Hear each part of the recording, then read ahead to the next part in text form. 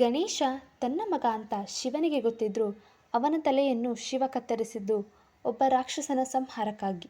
ಹಾಗಾದರೆ ಯಾರು ಆ ರಾಕ್ಷಸ?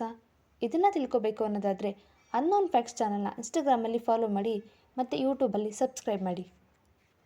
ಗಜಮುಖ ಅಸುರ ಎಂಬ ಅಸುರ ಶಿವನನ್ನು ತಪಸ್ಸು ಮಾಡಿ ಒಂದು ವರ ಪಡೆದುಕೊಳ್ಳುತ್ತಾನೆ.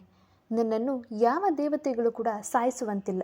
ಒಂದು ವೇಳೆ ನನ್ನ ಕೊಲ್ಲಬೇಕಿದ್ದರೆ ಆ ವ್ಯಕ್ತಿ ತಾಯಿಯ ಗರ್ಭದಿಂದ ಜನಿಸಬಾರದು ಮತ್ತು ಅವರ ದೇಹ 2 ರೂಪ ತೋರುವಂತಿರಬೇಕು, ಅಂದರೆ ಪ್ರಾಣಿ ಮತ್ತು ಮನುಷ್ಯನ ರೂಪದಲ್ಲಿರಬೇಕೆಂದು.